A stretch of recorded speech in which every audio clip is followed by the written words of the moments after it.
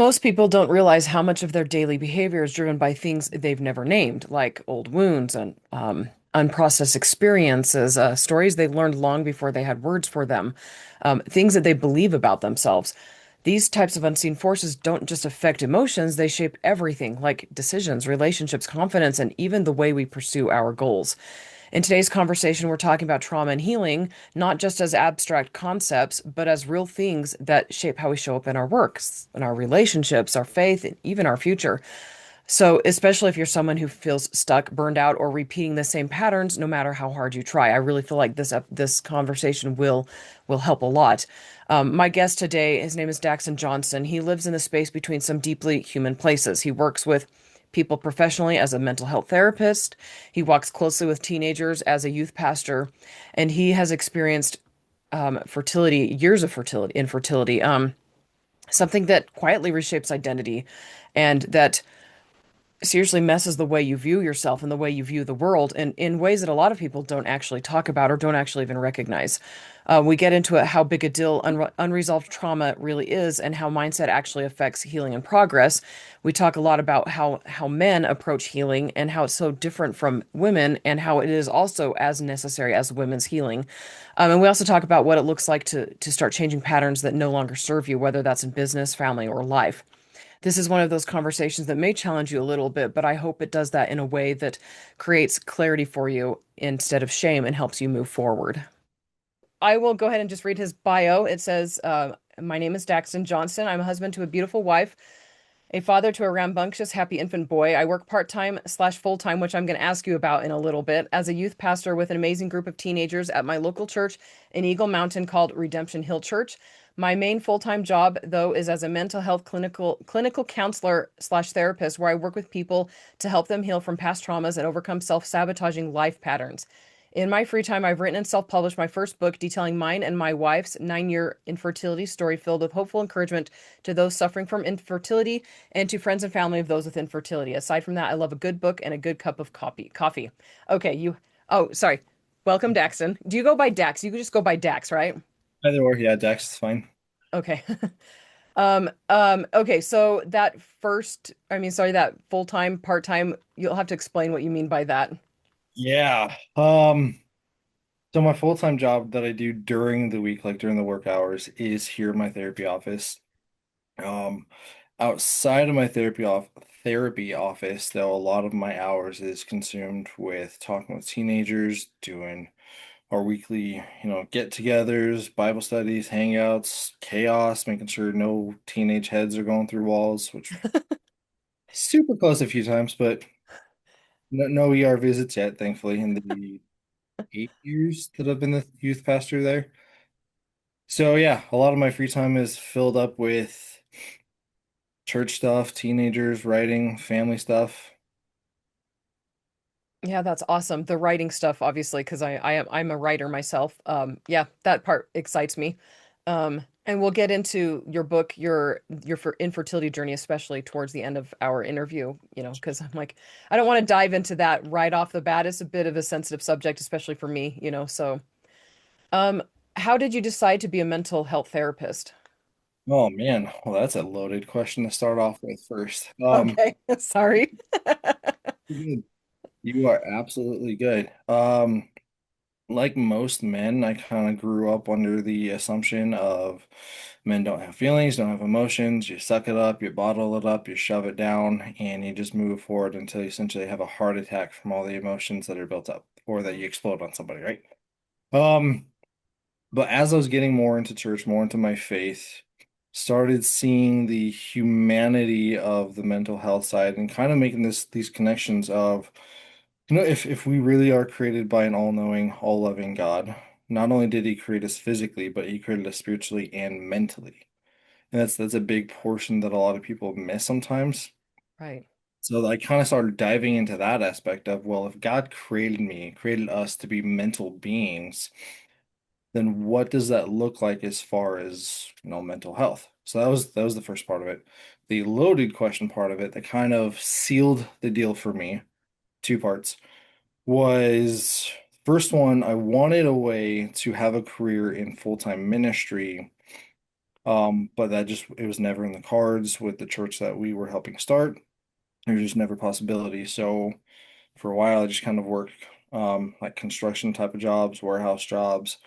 Never really felt the fulfillment of the full-time ministry work that I was looking for, like helping people, but also making a career out of it. Right. So therapy was kind of an idea in my head, but I hated the idea of college. Absolutely hated the idea of college. So as I'm continuing just doing like daily, like entry level kind of jobs, at some point, gosh, how long ago was it? Somewhere within the last 8 years, 8, 9 years, one of my brothers fell into a really hardcore heroin addiction. Oh man. Pretty much lost everything, like really, really bad stuff. Got to the point where I think it's his left arm, a good old chunk of it got eaten pretty much by the heroin. Wow. Holy cow, I didn't even know that was possible. Yeah, yeah, it was. He was probably closer to death than we realize. Jeez. But I got a front row view to watching not only how one, how substance abuse and drugs can really mess with a person, but two, how damaging the decline of somebody's mental health can be and how fast it can go. Man. To the point where there were literal times where my parents were texting me and my other brother like, "Hey, we're heading downtown. He's not at his house. It's 2 a.m. We got to go look for him. We're gonna go find his drug dealers even." And my parents were pretty audacious people. Good for them. That's kind of terrifying too, though. Yeah, yeah, they were not willing to give up on my brother. And then there are other times like, "Hey, we're going downtown. We need one of you to go check out his house. Be careful, there might be some other crazy drugged up people there." So, yeah, we got a really good front row view to just how bad somebody's mental health can get, how bad their state of life can get in general. Man. So seeing that happen, by the way, he's clean now. He's been Oh, clean for several years now. oh, awesome. Wife, few kids, awesome turnaround.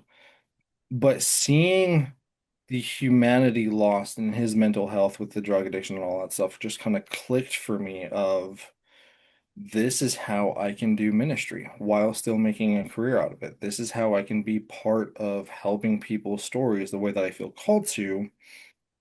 Um, and so I'm like, all right, God, if this is what you're showing me, then you got to get me through college because I hate college. It's going back to school. And so I just like, all right, this is where I'm headed, then this is where I'm headed. Signed up into Grand Canyon University pretty soon after. Did about 4 or 5 years to get my bachelor's degree and then my master's degree and my internship, now my associates, and then I'll soon be fully licensed. So that's how I became a therapist. I accidentally jumped into the deep end. Good. I don't mind. It's what I do on a day-to-day basis. Right. And I absolutely love that. Like I like that you brought up God. That's one of the biggest things. Like I have started this podcast several times, and people who've watched up through here will know from my past episodes that I'm an author, and um it's kind of taboo to talk about God in the author world. People just don't do it.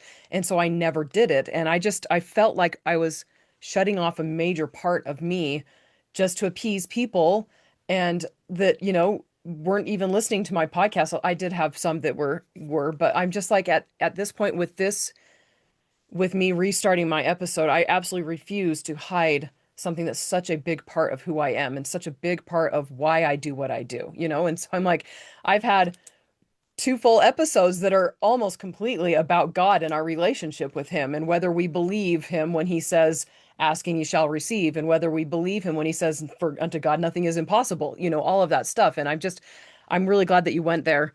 Um, and obviously, you're a youth pastor. You're going to be comfortable talking about God. Um, but yeah, the addictions. I actually took note while you're talking about that. If we have time, I'd love to talk to you about addictions. Just that's something I mean, it's on my mind a lot. I'm a certified financial coach. I went through a couple years where I was like, do I still want to be an author or not? And got certified as a financial coach, and just found that there's so many addictions that people are struggling with that just wipe out everything, and it's not, I mean, it's drugs and it's financial addictions like spending addictions and gambling and pornography. And it's just such a problem right now in across the world, especially with technology at our fingertips, but let's I'm gonna actually, if we have time, we can talk about that. I might actually, if we don't end up having time, if you're interested, I'd love to have you come back on just to talk about addictions. Absolutely. I can Oh, all day now. right. Okay, so my next question, I just want to get through the basics. How did you decide to become a youth pastor? Yeah, that's also a fun story. I mean, fun to me, right? Because everybody's interested in their own lives. Right. Yeah, so I grew up LDS actually, and then my family left the church when I was like 8 or 9, and then I became Christian sometime after that. Got heavily involved into my own youth group at the church that my parents got us into, and youth was just my life. That's where some of my core friends came from. Some of my best friends are still from that group that I talk to every now and then. We joke around and still make fun of each other for all the dumb stuff that we did in youth group. Um, but the biggest thing for youth group for me was, and we'll probably get to this in a sense, is the men that I allowed to be like father figures to me, that I allowed to be mentor figures to me. They impacted my life. They helped me become the man that I am today. But a part of that, there was also the youth group that I was in. The youth pastors were a revolving door. Not of their Wow. own choice. The head pastor had this weird, I don't want to bash on him, but he had this really weird idea of essentially changing up youth pastors every 1 to 2 years for who knows whatever reasons. Yeah. And so while most of the like the core adults didn't really change. Like some of them stayed the same throughout the years. The main guy who was supposed to be like the dude to go to with all the questions that had all the answers or could at least point in the right direction was always changing. And so we kind of developed this, all of us kind of developed this idea of why get close to this person who's supposed to be our mentor if they're just going to be ripped away from us anyway in Right. 6 years. And then we had one that somehow miraculously lasted 5 years. Wow. Yeah, before he got pulled away. But in those 5 years, it was finally that experience of being able to have somebody that was funny. He was a joker, but he was also very serious. He knew his stuff. He knew how to be around teenagers. He knew how to mentor them. And that mixed with the revolving door aspect just kind of really tugged on my heart when I graduated high school of what was my youth experience like? What was it like for me to be a teenager to have all of these male mentor father figures just come and go, be pulled away from me. And then, I prayed about it. I went to my Bible about it, spent a lot of time in it. And the answer was, well, why don't you be the guy then? Um, and so that's kind of where it started. I jumped right into youth ministry as a youth leader. It helps me grow a lot. There are a lot of self challenges that I had to face over the years. And then once we came out to where we are now, Redemption Hill, I had the opportunity to become the youth pastor, and it kind of really clicked even more so then of God saying, hey, I'm giving you the opportunity to essentially be the guy, be the man that you always hoped for all those years that you were in high school and junior high. And so since then, I've taken it incredibly serious that teenagers, while, obviously it's important to have mom and dad in the home, in the life and all that stuff, but there's something just really special about a teenager or a young person that can have somebody outside of the parental house to look up to for guidance, for answers, for mentorship, especially for young boys. Like they need additional men in their lives to help them figure out what does it mean to be a man? Right. Does it mean to be a leader? And all these other questions that young boys ask themselves. And so it's just been a complete blessing ever since. I mean, there's been drama for sure, as youth groups tend to have. Um, But it's just been so amazing just to be a part of these teenagers' lives and just to watch watch them grow on their own journeys, and I'm just humbled that for whatever reason I get to be a part of it. Yeah, that's really awesome. I like yeah, I resonate with that because like again, we moved quite frequently as I was growing up, and so the mentor thing didn't wasn't there too much for me until became a teenager, and then um like as an adult, kids, teenagers, especially teenagers are just really I love teenagers, and I'm hoping that means that now that I've got my very first teenager, she just turned 13 a couple weeks ago. I'm like, hopefully it sticks around as my kids become teenagers, but I love them because they have such a unique take on life, on their own challenges, and their challenges today are way different than the ones that, I'm in my 40s. I'm like my challenges were way different from theirs, and it's just really fascinating, and they have the ability to reason the way adults do, but the Mhm. lack of experience and the lack of they don't control their emotions as well as we hope adults do. Um, but they're fun. I like teenagers quite a bit. So I was really excited to see that you were a youth pastor. I'm like, that's really cool. And then the therapist stuff, I've just been all about mental health, lately. Yeah, and it's been so cool just to watch the team around me grow and build. One lesson as a leader that I've really learned from my current pastor is you don't know everything, so surround yourself with people that do know the things that you don't know and that are good at the things that you're not good at. Right. Really took that to heart of I kind of know what it's like to, mentor and build up a young boy, but I don't know the first thing about how to mentor a girl, nor should I, right? Because that's appropriate to some levels. So I've Right. surrounded myself with both old men, old women, and young women that can just give these teenagers the anchors that they need outside of their parental houses to show them what it means to be a man and what it means to be a woman. Right. Right.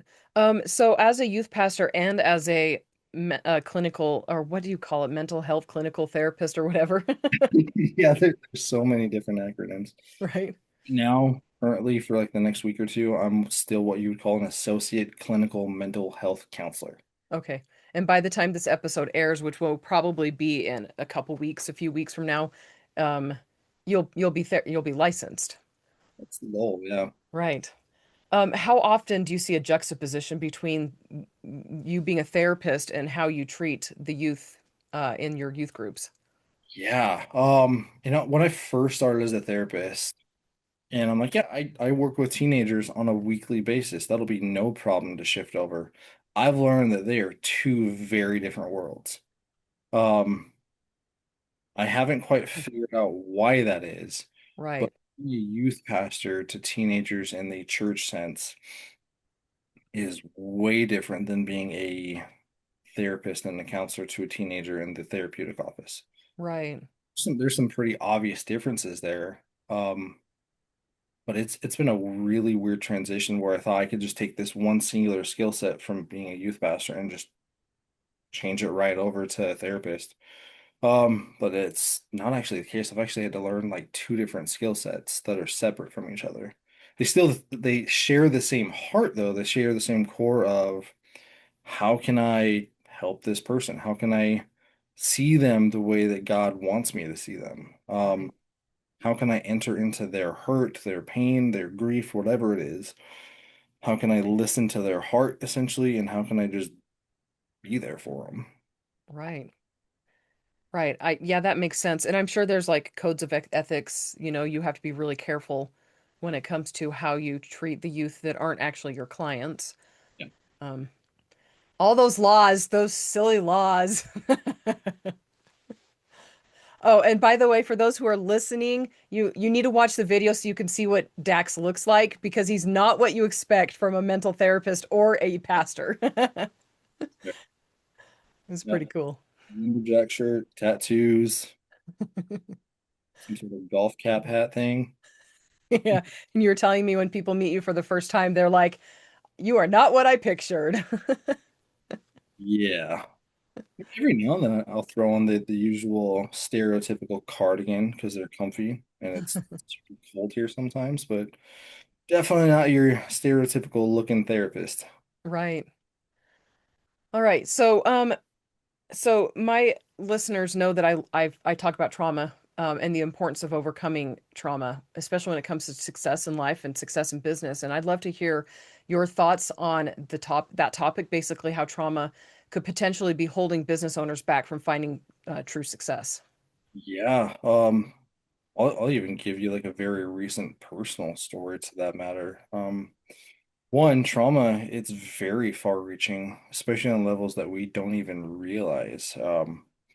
I've worked with dozens of people up to this point where they almost have this, you can see it in their eyes. They almost have like this aha epiphany moment of, wow, I did not realize that the hurt from my dad or the hurt from my mom or the hurt from myself or XYZ fill in the blank of whoever it was or whatever it was affected me so far much to where I experienced whether it's a fear of failure or it's a um negative core belief of I'm not worth it, I don't matter, I'm unlovable, some of the usual ones.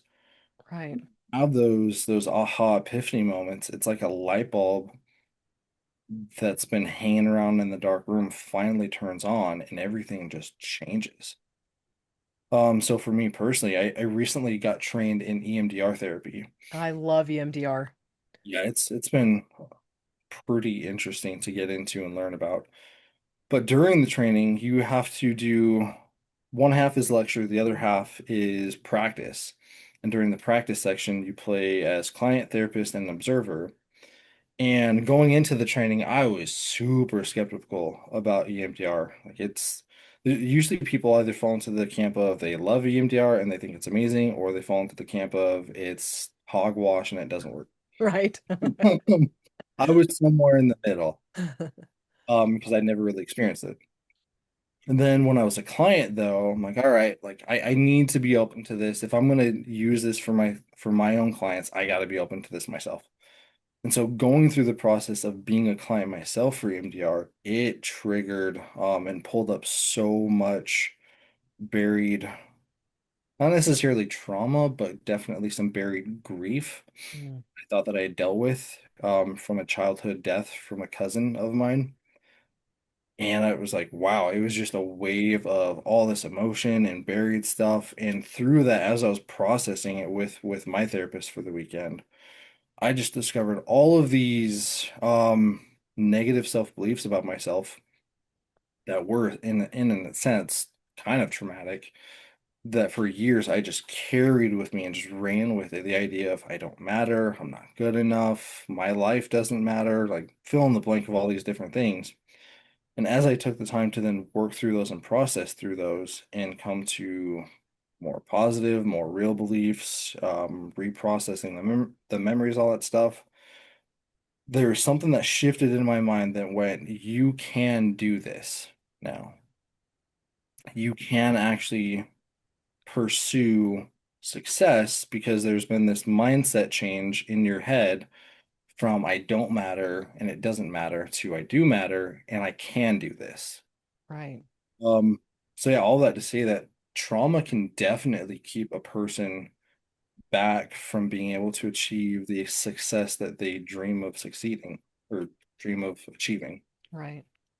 So without seeing a therapist, because most people aren't going to just go see a therapist just because, how do people know if they do have trauma that's holding them back? Because like you said, you didn't even realize it, and that's something similar with me. When I finally had to face, stuff that had happened when I was a kid that, I Yeah, carried and didn't know I was carrying, and I think a lot of us, probably pretty much everybody, if you have a childhood, you have a little bit of trauma back there.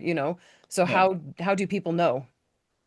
Yeah. I mean, one, they're the obvious traumas in the moment that we can tell, hey, this is probably something I need to work on. But for the hidden ones that we don't even realize are, hidden back here in the depths of our brains. I think one thing that I've always told my clients, and I think this is a general good rule for anybody, is to spend time in silence. We are so caught up in a world of distractions and YouTube videos and TikTok and Instagram Reels and Facebook Reels and Spotify and Apple Music, like all the distractions that are possibly out there. Right.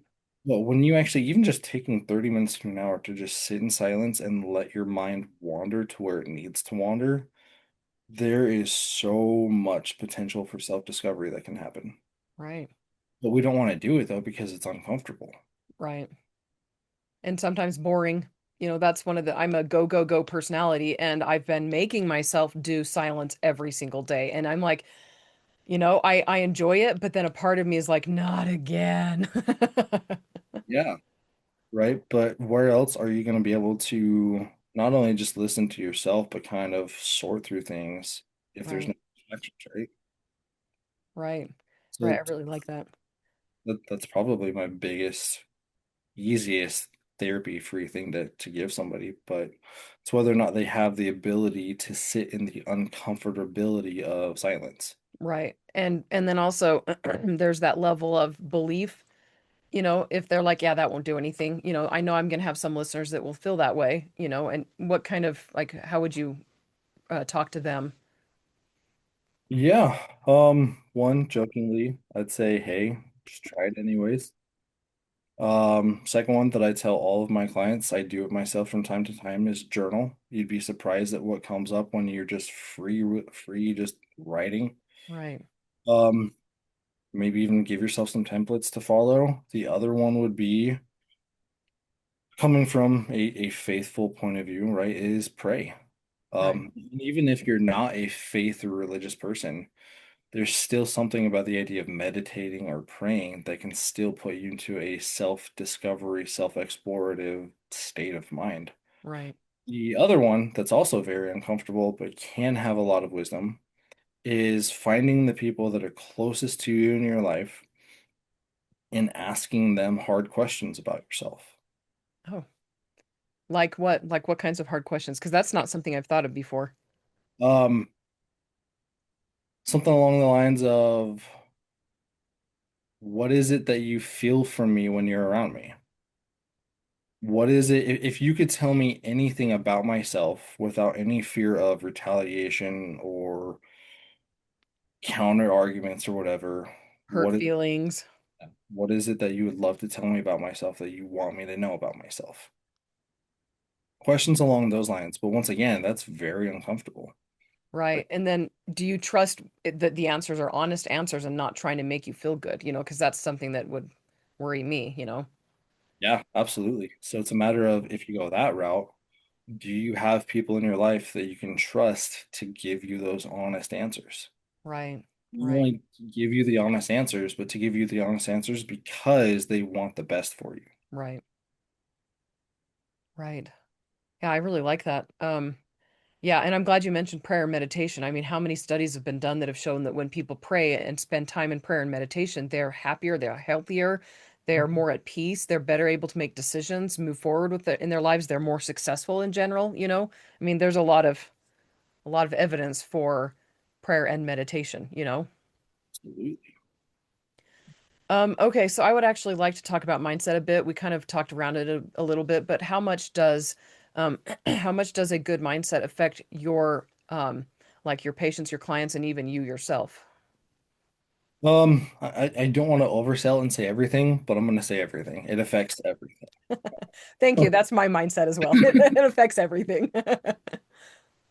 Right? If my usual go-to fun example with my clients when I get into the mindset talk of, our thoughts essentially become reality is, don't think about a pink elephant. You're probably going to think about a pink elephant. Right? You go car shopping and you're looking for like a blue Ford.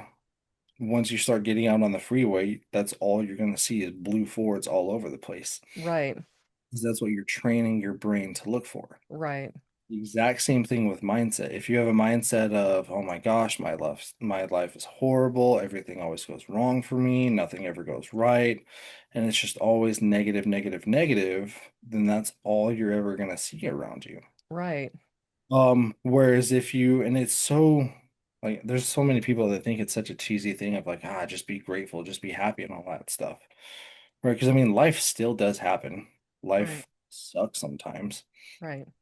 But if you train your brain to see the good in life, if you train your brain to see the grateful things in life, the joyful things in life, then that's what you'll see more of. And so even Right. when something bad or negative happens, you've trained your brain to still look for the good, to still look for the source of joy. And for example, about a week ago, me and my wife we had to chuck out about 2 grand for tires because we both ran over some construction screws that just totaled our tires. Oh man.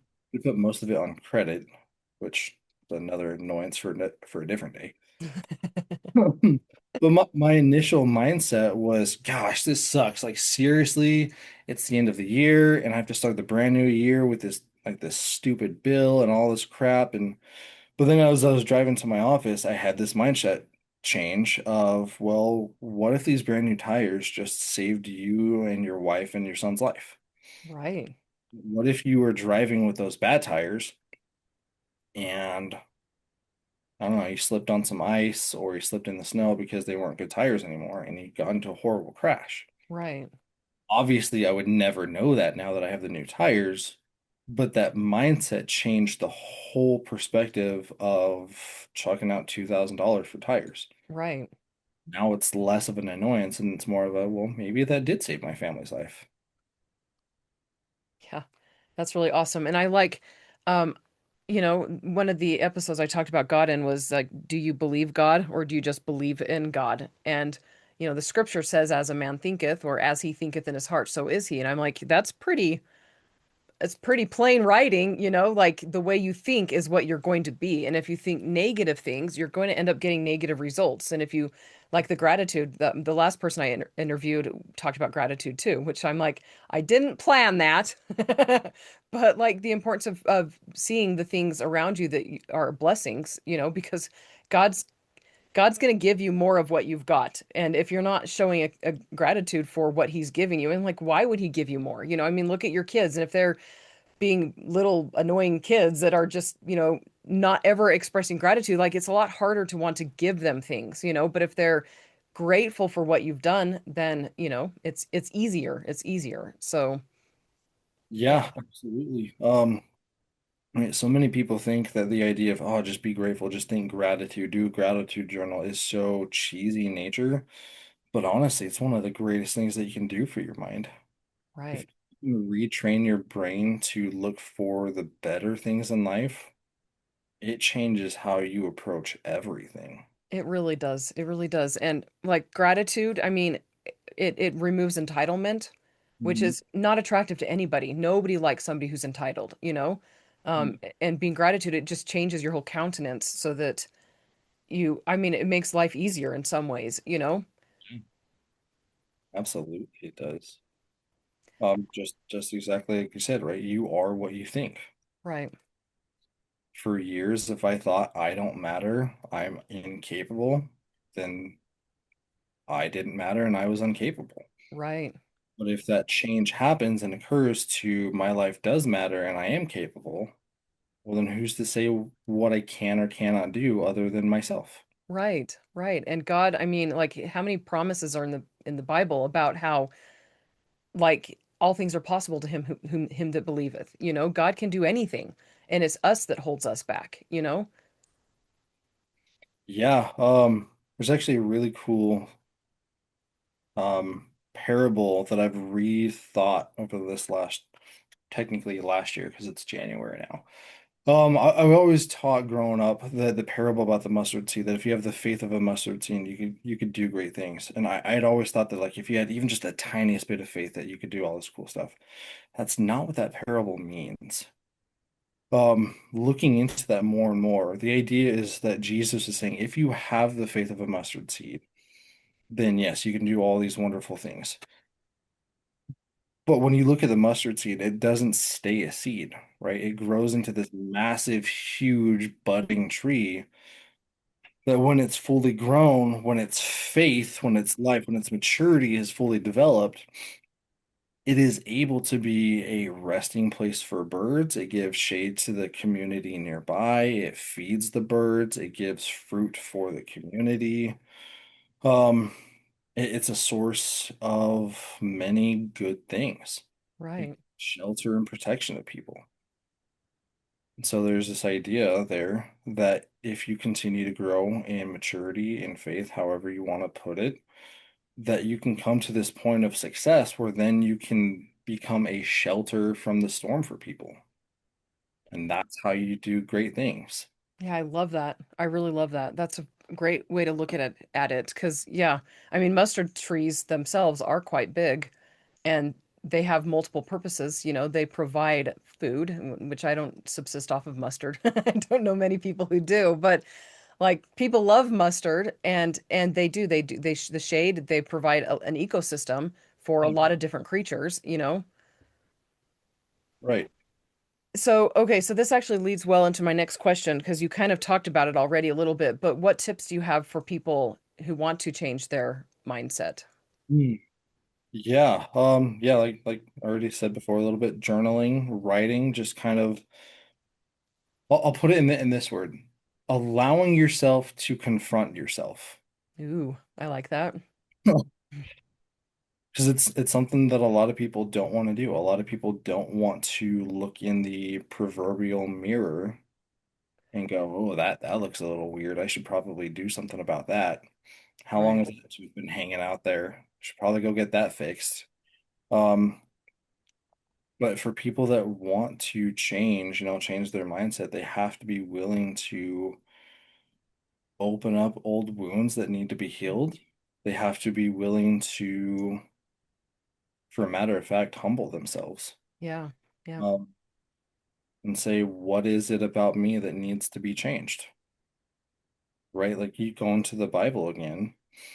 In James, it talks about this idea of how a man will go to a mirror and he'll look at himself, but then he'll walk away completely forgetting what he looked like. Mm, How many of us do that? Right? Whereas we're supposed to come to the mirror in this sense being self-development, the Bible, and we're supposed to allow that mirror to show us the things that we need to change. right. To show us the wounds that need to be healed, to show us the things that need to be corrected, to show us the things that need to be removed for that matter. Right. Yeah, it's like C.S. Lewis talks about how you were fine being a little cottage, but God wants to make a mansion, and so he's going to break things down. And you're like, yeah, but I liked that little piece of me, and we were fine being that way. But that's not God's plan for us. He wants us to become the large mustard tree. He doesn't want us to stay small. Yeah. Another analogy that I honestly can't remember who I heard this from, but another great analogy of that is we are simply just a block of stone and God is he's the artist with the chisel. He knows what we look like underneath and we just need to let him chisel away to get to what's underneath. I think it was the statue of David that the artist, God, why am I drawing a The total Michelangelo. wow. Michelangelo, when he was talking about that, he essentially said, I already knew that Michelangelo was under there. Or that David was under there, getting names mixed up. I just chisel him out. I had to break him free of it. Right. And that's painful, Absolutely, it is. but it's the end result is so much better. And I believe God makes everything right. Like all of these heartaches. And actually I wanted to talk about infertility because that's, something you and I have both experienced and like infertility is one of the most painful things I've gone through, but it's also made me so much more compassionate and so much more empathetic towards other people Hmm. and going from the we had three kids and it was pretty easy to have them to now we can't, and all of a sudden finding myself and being like, I had friends and family that had had miscarriages, and I was just so grateful that wasn't my boat. And then all of a sudden it was, and then having to adjust the way I've had miscarriages. Like that is a totally different identity and it brings its own set of trauma. But I want to talk about your own journey with your wife Hmm. when it came to infertility. Yeah, absolutely. I've learned that the best way forward, at least for me with that, is just to be a total open book. Infertility, there's such a weird negative stigma about it. Right. Talk about it, keep it quiet, keep it secret. But that's how the pain gets worse. Right. Yep. when I was reading my book, I was not reading my book, I was writing my book, and I was interviewing a lot of both men and women going through it, and there was a common theme of I didn't feel like I could talk to anybody about it. I Yep. was always essentially told either verbally or non-verbally, don't talk about it. Nobody wants to hear about it. That's such a sad topic to talk about. Right. Or inappropriate. Like people are like, it's inappropriate for you to share such personal things. And I'm like, no, it's not. It's appropriate to normalize talking about it. Exactly. And so in my own journey, I just really leaned into the idea of one of the only ways through is to open it up and go through it. Right. To be open about it. So yeah, so me and my wife, we experienced infertility for 9 years. Medically speaking, I was the problem. I have no, I cannot remember it for the life of me. Some really weird, long medical name to it that ironically I inherited from my dad, along with both of my brothers. Right. However that works, I don't know, because he Right. managed to have three boys, easy enough. But yeah, so all three of us boys inherited this weird genetic mutated trait that it didn't make it impossible to have children, but it made it pretty darn near impossible to do so. Right. So yeah, so when me and my wife first got married, we both agreed that we'd want to have kids, start a family someday. And so at some point in our marriage, we just kind of she stopped taking the birth control, and we were just like, well, if it's gonna happen, it'll happen. It'll be perfect in its own timing. Years went by, nothing was really happening, and we were starting to think like, what's going on? Like we're not doing anything to stop it. So then I got retested just to like check things out, see if I don't know, things had gotten worse. And lo and behold, the doctor's like, yeah, no, still a problem. It's not necessarily great, it's not necessarily bad. But you guys should start looking into IUI and IVF because those will probably be the only way that you guys could ever conceive. Right.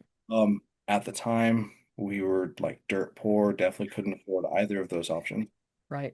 So we spent the next several years saving up money and then doing stuff from acupuncture. I did like a good 6 months to a year of acupuncture because we did research and there was a whole bunch of research There's that's, tons.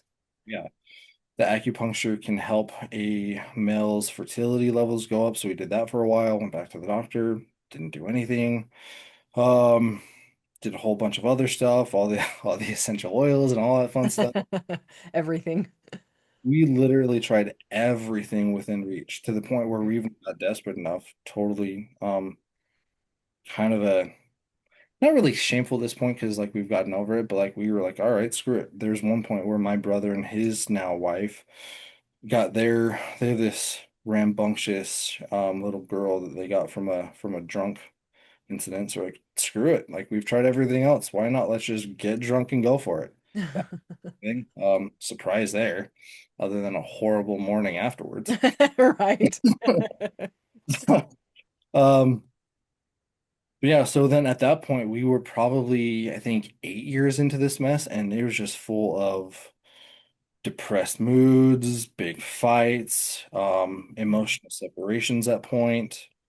Um, there were definitely nights and even weeks, probably months, where I was just straight up pissed at God. My wife was pissed at God. Like, God, you know, we want kids. You know, like, we believe that you've called us to be a family. Why is this not happening? Do you even care about us? All the dark, accusatory, anything that we could probably accuse and throw at God, we probably did.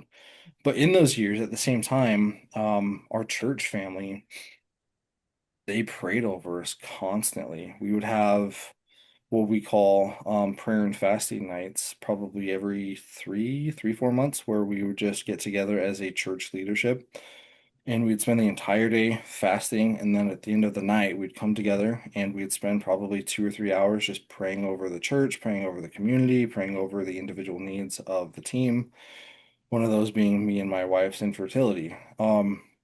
And so through it all, though, we still had a community of people that fought with us because they knew our struggle, and that was a huge anchor for us. Right. But anyways, about 8 years in, we kind of sat down with each other and said, we've tried everything at this point.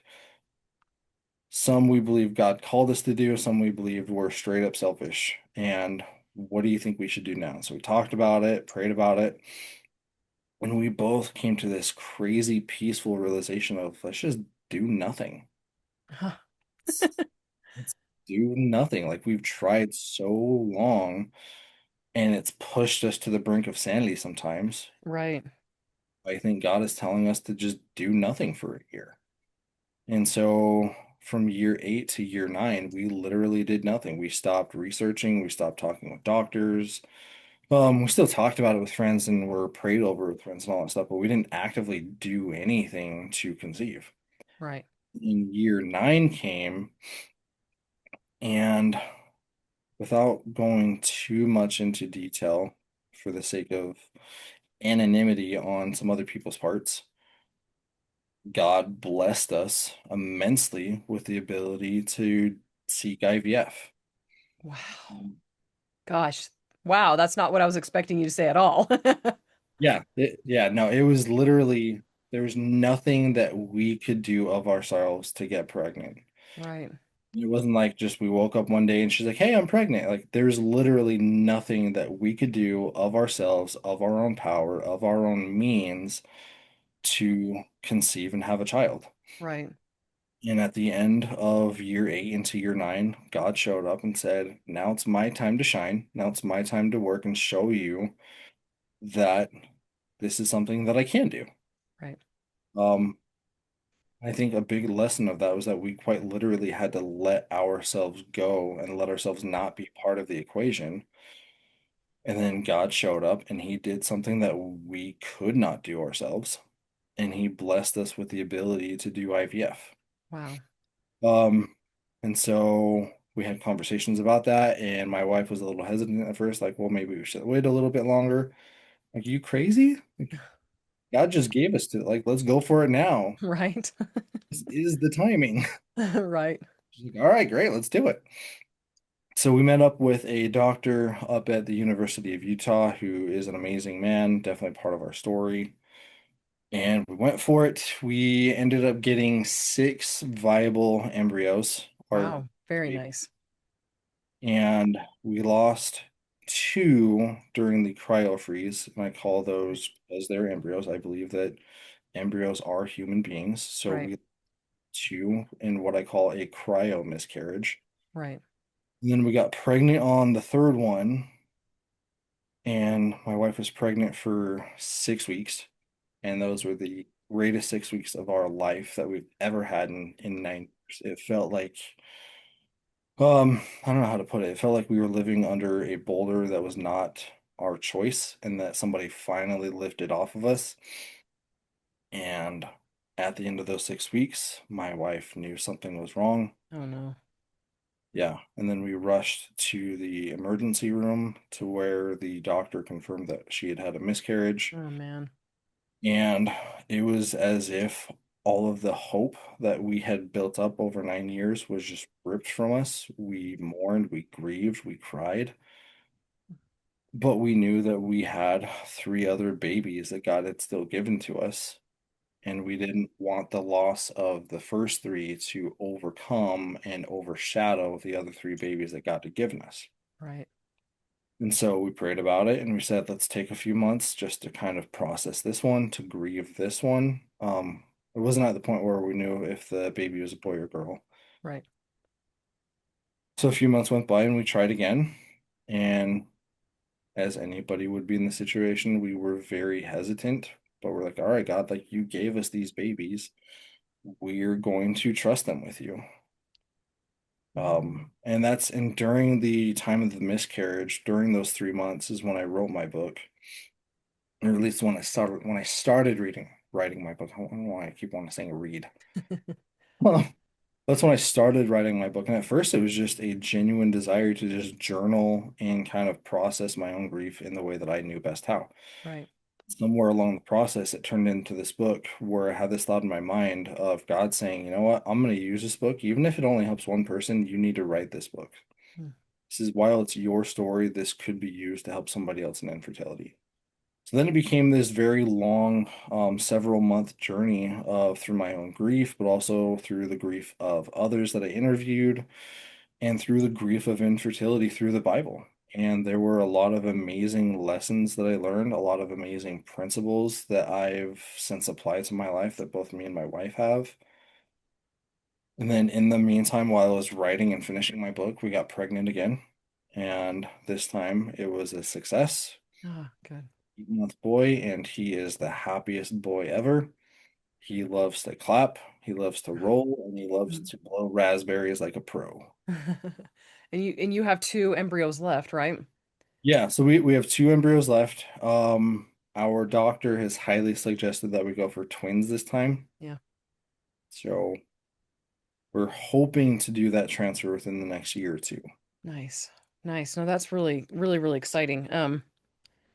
Gosh, man, that is a long, very long journey to a baby. Yeah. And unfortunately, a lot of people, I mean, especially now, it's even more of a thing. A lot of people, they go through a lot of that and then they don't end up with a baby at the end. How much trauma can be built in around for infertility, not just when it ends sad, but also when it ends well, you know? Yeah, I mean so much. Once again, speaking from my own personal experience, because I mean, I know me best. That sounded dumb. Um, But you do.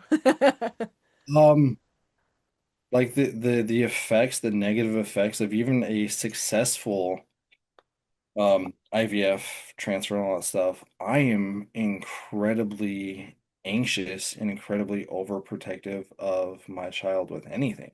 Right, And that I'm very self-aware of that I need to work on so that I don't become a helicopter parent or anything like that. right, But I am anxious and hesitant about so much because in my mind, me and my wife fought almost nearly a whole decade to get this kid. right, Um, and he has essentially become a large part of my life. He's become right, a part of the reason why I get up and now go to work in the morning. He's become a large part of the reason why I am daily working on becoming a better man. right, Because we fought so long for him. And so for sure, there's the trauma that shows up in my anxiety of being a dad. right, Um, and that's something that like I said before, I'm incredibly self-aware about it. And it causes me to second guess decisions sometimes. It causes me to second guess my wife's decision sometimes. Um, and she's got her own stuff from it also. right, You can definitely, even when it ends well, there's still scars that remain that need to be looked at and tended to. right, right. And it's like I remember my very first miscarriage. A friend in my neighborhood went for a walk with me, and I was just talking about how difficult it was and how, you know, trying to explain to her because she'd never experienced a miscarriage, just trying to explain to her how much pain comes from them and how long it can last. And she goes, "Yeah, but not for very long, right? Like only a few weeks, right?" And then because you didn't ever meet the baby. And I'm like, never Yeah. say that to somebody who has experienced a miscarriage because like it's been we lost twins in March and this past March. And then before that it was, you know, um, it was a year before that, and then 6 months before that, and I still feel the pain from the very first miscarriage. And it's been 2 years, right? Which is not very long. A lot of women, like another friend of mine in our neighborhood, has had 9 miscarriages, and she's like, it's been years and years and years since she had her miscarriages, and it's still painful for her. You know, I just like that's another thing. That's why talking about it is so important because people don't know if they've never experienced. They don't realize how deeply painful it can be. And I actually like we were talking before we started recording a bit about men and their mental health and all of that. And one of the things that I noticed with my husband was he felt the pain just as deeply as I did, and but in a different way. And I know that that's not the case with every man. Like I've talked to several men and they said that their wives way felt it more than they did, but most men, the vast majority of them will feel that pain in some way. And for my husband who's, you know, who's who feels it sometimes more than I do, it's just such a different experience for him than it is for me. And I wanted to talk about men's health because it wasn't part of my original questions, but it was, our conversation before we started recording. We just went down that trail that I kind of want to talk about now. And I want you to talk about the importance of men's health and, the taboos that surround it and how to overcome those. Yeah, before moving to that though, one last thing on the infertility, because I think this is something that a lot of people completely, not I think, I know this is something a lot of people miss. The loss of miscarriage, it's a type of ambiguous loss. Hmm. It's the idea of you've already thought of 100 different names for this little person. You've already thought of, are they going to be a baseball player? Are they going to be a ballerina? Are they going to love the movies that I love? What kind of hair are they going to have? What kind of spouse are they going to choose when they're 30 years old or whatever it is? So it's the idea of you're not just losing the embryo or the pregnancy. Right, You are losing the entire idea of a person that in a way you've already spent years with in your mind, even right, though you actually lived those years. right. Yeah, you're mourning not just your feelings, but their future, their whole entire life. So it's a different kind of loss that not everybody understands because it's not the same as if you lost your 5-year-old kid or your 30-year-old son. Right, But it's still loss. It's still right, grief. It's still suffering.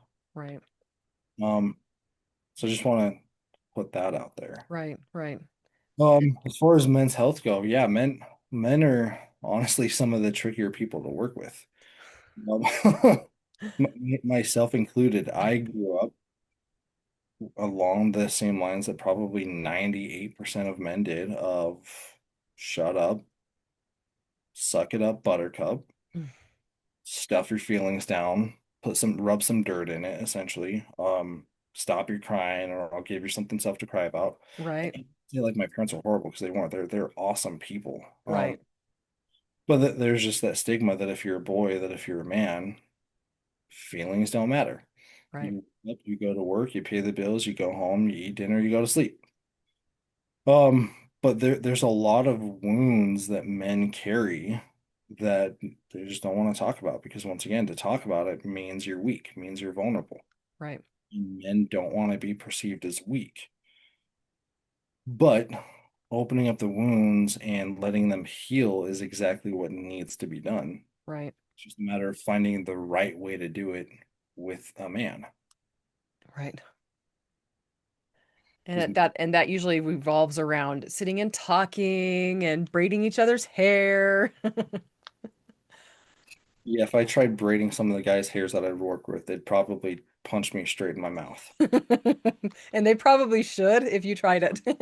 Yeah, they for sure would have every right to do so. But yeah, I mean, men are right. Like going back to one of the first conversations we had, God created people to be physical, to be mental, and to be spiritual or emotional. Right, Um, there's no avoiding that. There's no avoiding the fact that both men and women are emotional beings. right, And with the inability to express your feelings, with the inability to explore your emotions, both the good ones and the bad ones, to explore your hurts and your joys, right, it can leave a man very hard of heart. right. That's a really good way to describe it, actually. And I'm thinking about men in my own life, that when they feel like they have no outlet, when especially loneliness, which is a huge issue for men right now, when they feel like they don't have somebody to back them up, they have to harden their heart. They Mhm. have to cut themselves off from those emotions because those emotions could destroy them. Yeah, I think that's a great way to describe it is that when men don't have the proper and appropriate ways to not just express their emotions, but just to explore them, they become hard of heart. And when a man becomes hard of heart, a lot of bad things happen. Right, Separate from themselves, they separate from their families, they find identity in things that they shouldn't find identity in. right, They grumpy old men who sit on the porch and waggle their finger at kids, telling them to get off their lawn. right, Yeah, when a man allows himself to become hard of heart, that's not a good place to end up in. Right. No, that's not to say that a man cannot be manly and not be able to express his emotions, because there's plenty of men that I personally know who are very much in touch with their emotions, but they're also the most manly man that you'd ever meet. That they go hunting and they make their own dinners, they brew their own coffees, they do like the most manliest things ever. But if you sit down with them on a one-on-one, they have no problem opening up their heart and having a full-on, honest, emotional conversation also. How do you get to that point? I mean, because that's not easy for men. Yeah. And I'll even back up and say like being a hunter, being a fisher, all those manly things isn't what makes you a man. Um, a hunter can be just as much of a man as the man who sits at a coffee shop drinking vanilla lattes and reading a book. Great example. Which one that came to my mind? Uh, Hmm. that's not what makes you a man. Sure, those are activities of men, but that's not what makes you a man. Right. So I think one of the biggest places to start is being able to allow a man to define what that means for him. What means for him? What it means for him to be a man. Right. Okay. Does it mean that he needs to be a hunter, or does it mean that he can be a coffee shop book reader? Right. Um, does his manhood, his manliness, does it have to be defined by doing things that are quote unquote manly activities, such as hunting, fishing, rock climbing, guns, whatever it is? Right. Or can he be just as much as of a man if he stays at home and enjoys cooking and reading books and watching Disney movies with his two little daughters? Right. Um, right. So that's one thing that needs to be answered is what does it mean for me to be a man? And that's going to be wrapped up in like feelings of self-worth and identity. Like if you know who you are and you're comfortable with who you are, then you will feel comfortable expressing, like saying, I am a man, and it won't be as big of an issue. Absolutely. Right. Using myself as an example, I've always had the thought of going hunting. I've never gone hunting a day in my life. You look like a hunter. Oh, I like their fashion, I guess. I've been fishing once my whole life. I was like 6 or 7 years old. My dad took me fishing, and these random strangers next to me caught my neck in a fishing hook Oh man, and traumatized me enough where I've never gone fishing since in a day in my life. that's kind of understandable. Sure. Um, so I generally spend my free time like, I don't know, reading books or drinking coffee or um the very occasional video game or just taking my dog on a walk. Very Right, more just peaceful activities. Now right, I have the thoughts of like adventure and all that stuff, but just because I don't go hunting doesn't make me less of a man. right, right, My definition of a man comes from the man himself, which is Jesus. right, Jesus was the perfect example of who and what a man is. right, He was gentle when he needed to be gentle, and he was very poignant and strong when he needed to be strong. right, right. And I want to make a point about this because, like, when we were talking before recording, um, I feel very strongly about women's mental health as well. Just I feel very strongly about everybody's mental health, but I feel like in our society, especially here in the United States, it's easier for a woman to get support than it is for a man. And you were saying, it's easier for women to talk, and that's 100% true. I'm a talker. My husband's not a talker. So it's easier for a woman to open up to a therapist than it is for a man. And it's not viewed as a weakness as much for a woman to see a therapist than it is for a man. Yeah, I can definitely say that's true. I work with more women at this point than I do with men because once again, men have a hard time of being able to accept and say maybe I do have something that's wrong, maybe I do have a problem, or maybe I do have an issue, or maybe there is a wound somewhere in my mind that I need to address. Right, Because men don't like to admit weakness. right, But that doesn't mean to say that there are not men out there that are willing and able to help. There right, are several groups out there that are dedicated purely to men. right, Um, church groups or AA type of groups or therapy groups. Right. There's also as many men as there are that are not at that point of finding help, there are just as many men that are waiting to be helpful. Right. I love that. Um, it's the idea of being able to counter the societal idea that every man is an island with the idea of no, every man is not an island. Because if we go to what the Bible says and just other stuff in general, one of my favorite proverbs is, gosh, I'm probably going to get this wrong because I have a horrible memory when I need When memory. you're on the spot, especially, right? Especially when I'm on the spot. I think it's Proverbs 27:17. It's either 27:17 or 27:13, I think. But it essentially says, as iron sharpens iron, so does one man sharpen the countenance of another. Right. It's the idea that when men get together and they build off of each other, they build each other up, they encourage each other in the same way that iron sharpens iron. Now, when you sharpen iron, there's going to be sparks that fly. You're going to hit some rusty points. You're going to hit some hard points that Right. need to go in order for the dagger, the sword, the iron, whatever it is, to become sharp and usable. Right. You can't do that if you're alone, though. No, no. So men That need, lone island yeah, doesn't benefit anyone. yeah. So men need other men in their life to be able to tell them, hey, this is an issue. Let's work on it together. Or, hey, man, like you're doing great. You're awesome. Keep going. Right. While there's a really good source of encouragement that a man gets from a woman, right, with a husband and wife, there's something completely different that a man needs to get from another man. Right. And a wife cannot ever, she cannot fulfill that role. There's no way. It's impossible. Absolutely. I've actually been reading this book recently called Wild at Heart by John Eldridge. And he makes this really good point that I've been really mulling over my head this last week, that only masculinity can bestow masculinity. Hmm. Yeah, yeah, I like that. Yeah, that like my wife can tell me you're a man and I can take that and I can run with it and it can make me happy and feel good and all that stuff.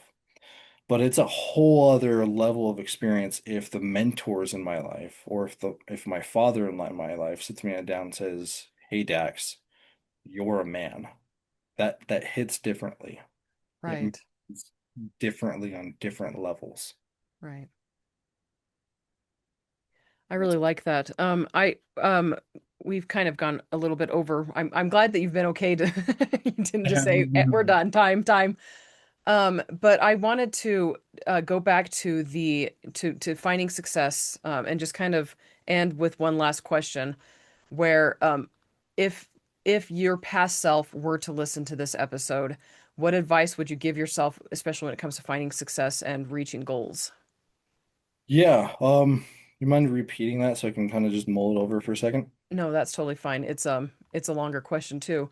Okay, so say your past self from, I don't know, teenage years or early 20s or whatever were listening to this episode, and you, looking back now, you see what you could have done at a different point in your life to reach success faster or to reach your goals faster. What advice would you give yourself? Yeah.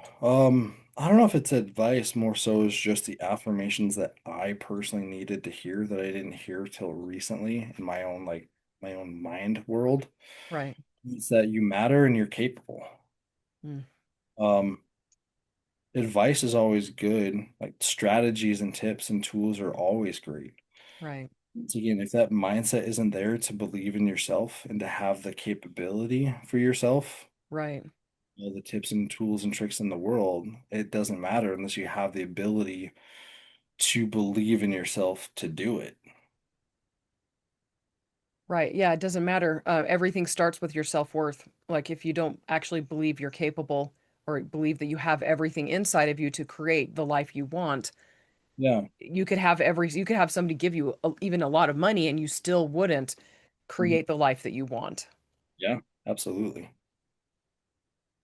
I guess that would be my advice to myself. I really like that. This episode is a heavier topic one. I really appreciate it though. Yeah, I'm glad to be here. It's been a really enjoyable conversation. Right. And I will, like I said, I'll reach out to you once it's live and all of that. But yeah, Thank you so much for coming. Thanks for having me. All right, and to listeners, thank you so much for watching and listening. If you have questions for Dax, go ahead and put them down below. I'm really interested to see what kinds of conversations will come from this interview.